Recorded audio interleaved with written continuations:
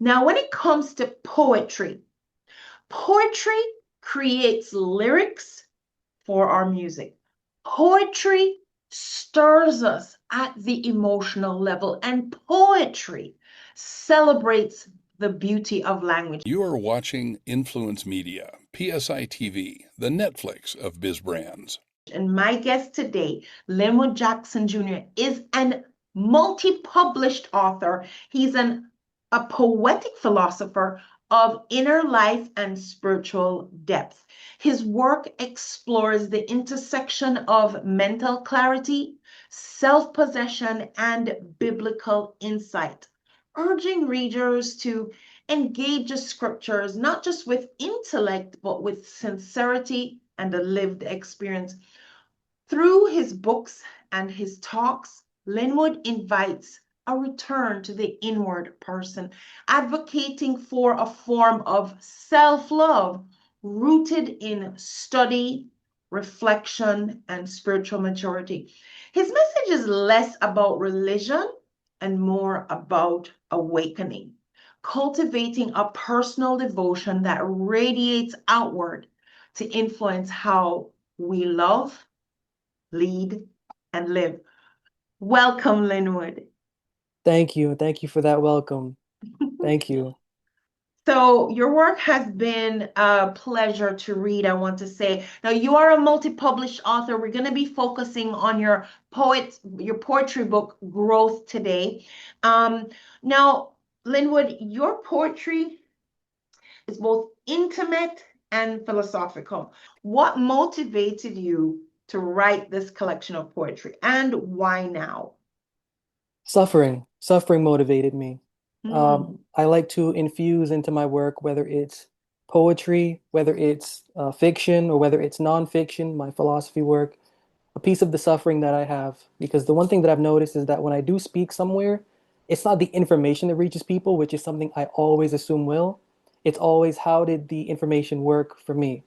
How did I get through whatever I got through with what I'm saying they need to do to get through to whatever they need and are getting through? So it was more of suffering.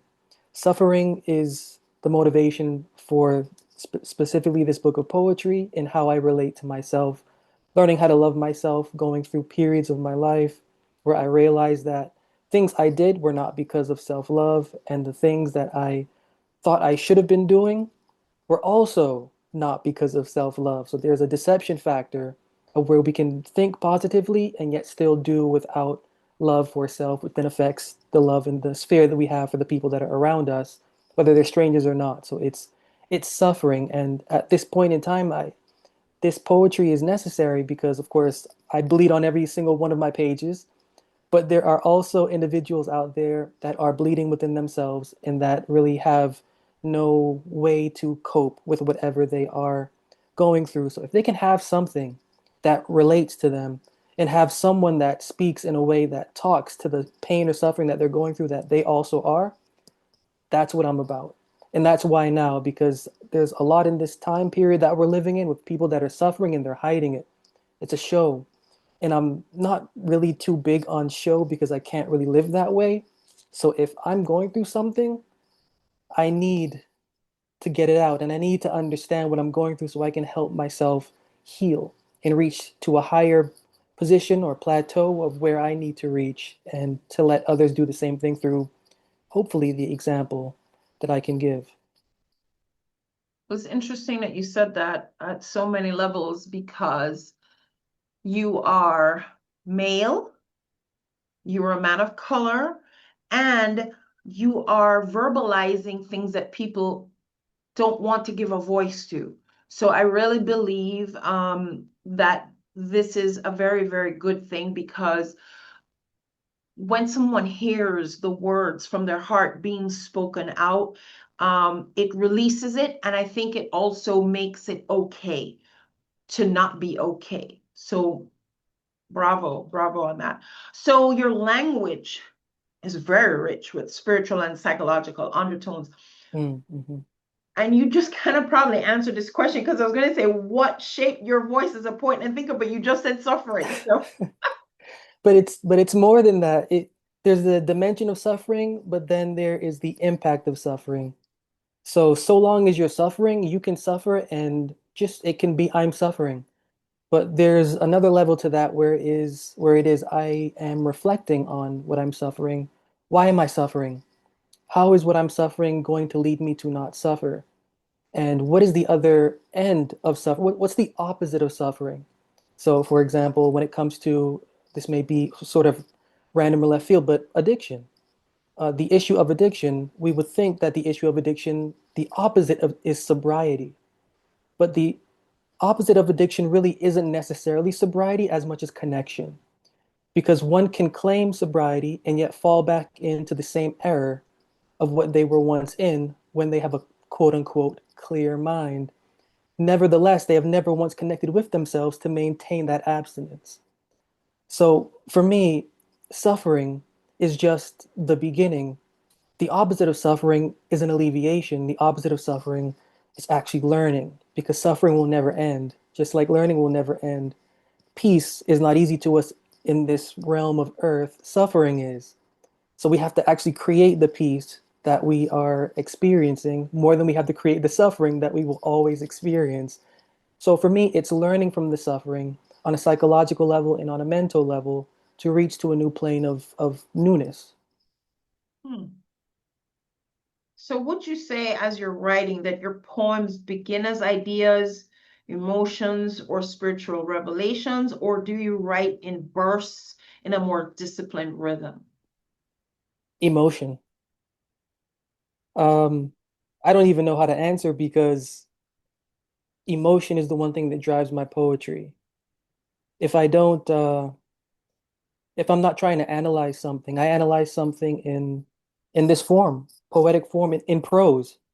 My earliest form, sorry, my earliest memory of writing in this form is 6, 7 years old when I was trying to understand what was going on around me because I'm in school and I'm being taught that there's a specific kind of way you need to live your life, even at that age of 6 and 7, for you to have the kind of life that you need to live afterwards.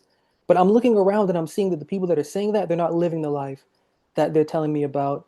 And when I'm going out and I'm seeing life, I'm not seeing what they're saying is ideal for me. I'm seeing it fit in for people that don't look like me.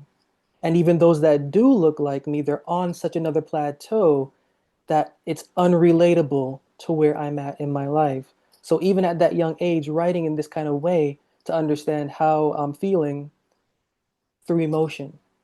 And I just carry that on up until this point in time. So whenever something is disturbing me, whenever something is not sitting right, prose. And to get that out in a way that is healing and alleviating and not necessarily gives me answers, but allows me to have material to prove for coming back to further analyzing. Hmm. Which probably explains why your language is so rich with emotion. So, now you had some things that I saw in the book that, I really wanted to ask you about. So in the opening of the book, you have in the book Growth, you have a line that reads, every one of us is born with a spouse. Yeah, This spouse, and if you notice, I have it in quotations, and there's a reason yeah, for that. I hope you speak to that. The yeah, spouse is the spirit, character, or mind of our being. yeah, Tell me yeah. about that. I know, because every time I read my poetry, I was just, I, a year and a half ago, read from this book of poetry in New York, and the people that were listening were like, what? Where our thoughts, feelings, actions, and behaviors, and those four things equal out to our character, when our thoughts, feelings, actions, and behaviors are able to resonate with our potential. So that's the spouse. The spouse is not a literal person. The spouse is actually who your developing mind, intellect, and awareness is and is becoming on your journey, your human and philosophical, spiritual, or devotional journey of which we are to marry. So the word spouse is your word because I know I've read the Bible and it might be an interpretation, but I don't think it uses the actual word spouse, does it? It does, well, it depends on what version of the Bible you're reading because there's like 20 million. So the version that I'm reading is the King James Version. All right. For the And in sake of, Mal, I'm gonna yeah, look it up. Just yes, yes, I might yes. edit this part, but just because I'm very curious, tell me what is the It's reference? Malachi 2:14. The word spouse isn't used, it's wife. Okay. So I use spouse Yeah, because because not yeah, maybe a woman reading it. I agree. exactly, exactly. So So Malachi 2:14. Actually, Malachi 2:15. So, for the sake of clarity, for those of Yes. you who have read the Bible as I have and probably missed it, here is what Linwood is referring to. Malachi 2:15. Would you like me to read it? Yes, please. Go ahead. Okay, Malachi 2:15, it reads, "And did not he make one? Yet had he the residue of the Spirit, and wherefore one? That he might seek a godly seed. Therefore take heed to your spirit, and let none deal treacherously against the wife of his youth." Against the wife of his youth. The And wife of his youth. yes, This is, but I see that as a literal wife of his youth because when we get into um Songs of Solomon and it talks about the wife of your youth, it's literally meaning an actual wife. this isn't literal in Malachi because based off of narrative and grammatical narrative that is going on in Malachi, the grammatical narrative, Malachi chapters 1, 2, and 3 is about a condemnation against the priesthood. And the Mm, priesthood, I'm just going to keep this in very simple terms. The priesthood is violating their intelligence against what they have been given by their religious law. mm, So by the time you get to Malachi 2, the author has already gone through the criticisms against the priesthood. They've already gone through what they're doing wrong, what they need to do right. And by the time you get to this point, the narrator or the author is saying, "You've done so much, yet I have created you as one." So it's not in reference to, there's no mention of a husband or a wife, literal. It's all in connection to, in a philosophical thought. And also because this is Hebrew parallelism and the linguistics behind this highlight the fact that when these authors are talking, especially at this time, I created you as one. Don't deviate to the others that are around you. Whether you are a group or an individual, I created you as one. Let each one of you bear witness and keep to your spirit, because I created you as one. And then do not deal treacherously with the spirit of your youth, which is all typology language and figurative language that fits into the narrative up until that point. So that's why I use that language.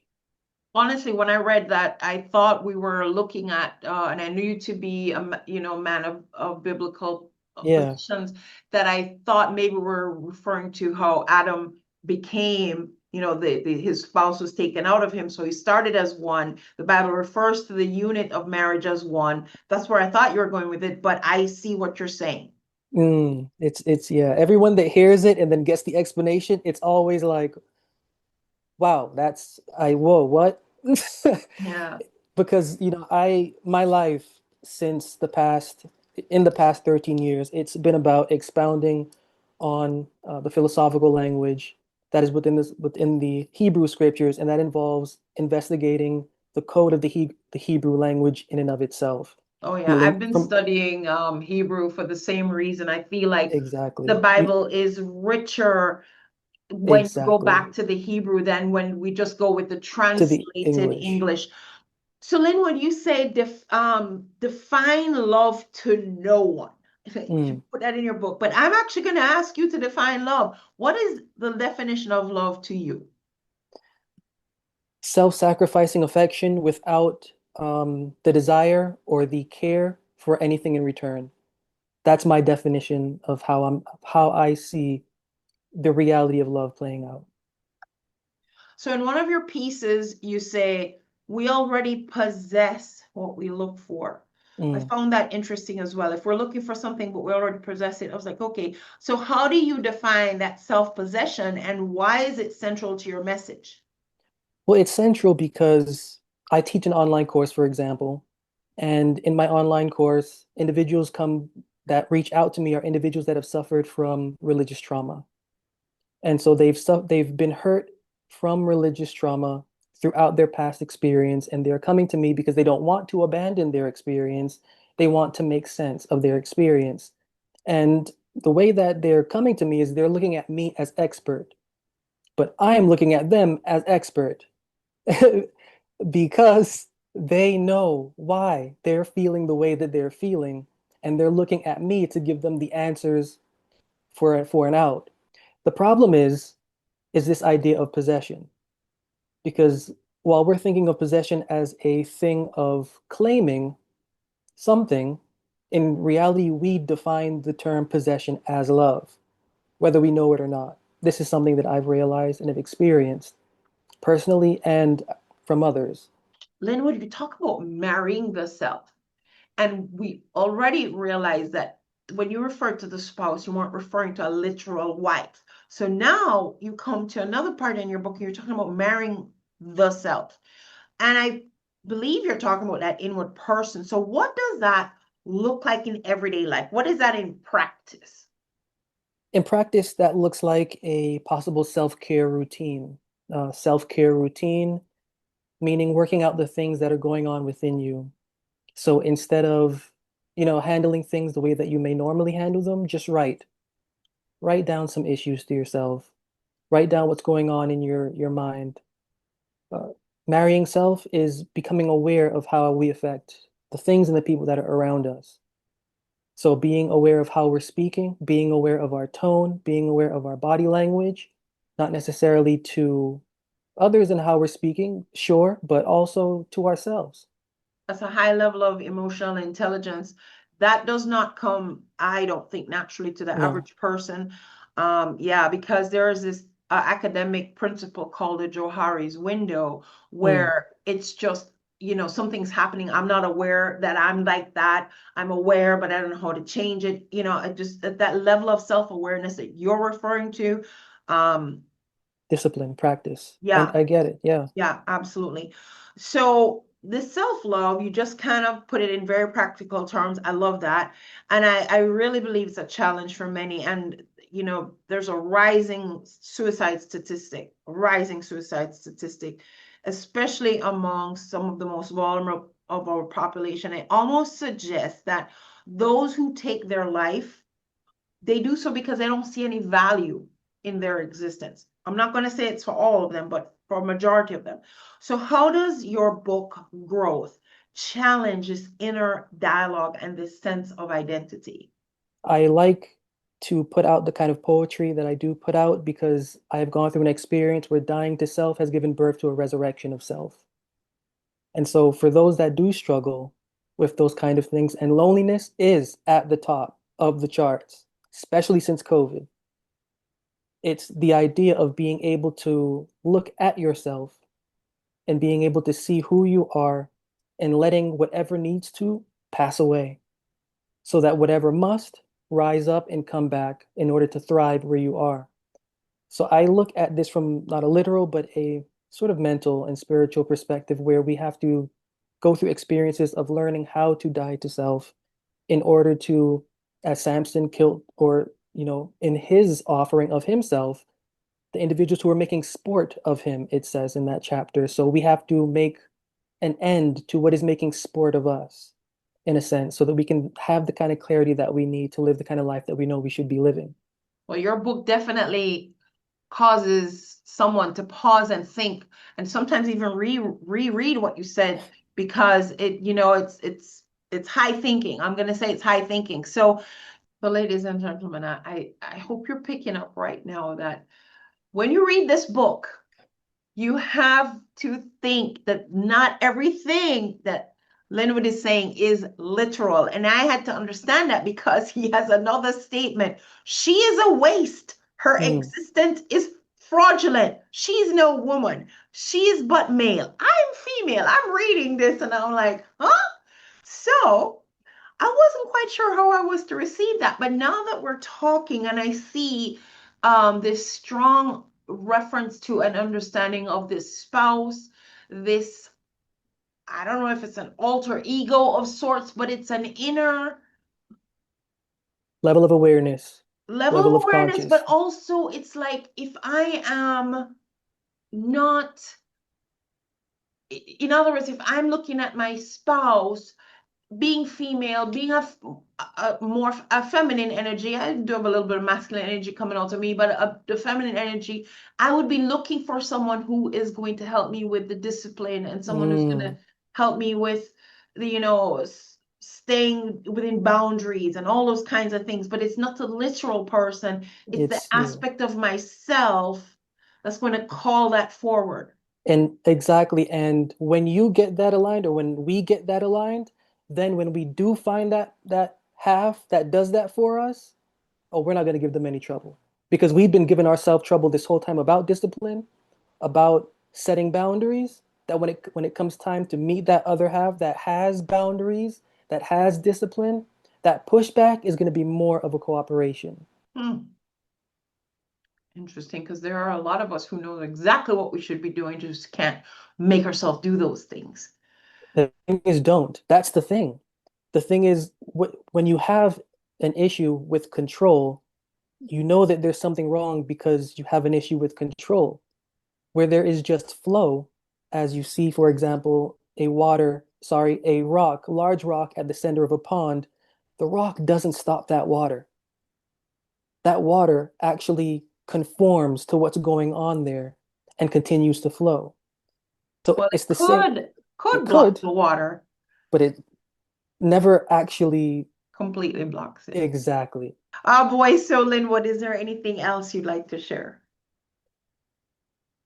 Just whoever's listening, let yourself love you. I know you always hear love yourself, but just do something different. How about doing something different? How about giving the voice that you need love to actually do it?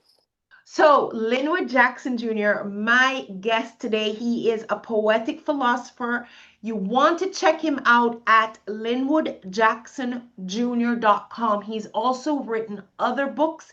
Go check out A Faith That Works, Azazel, Justification, and of course, our focus book today was the poetry book, Growth. Thank you for being my guest today. Thank you.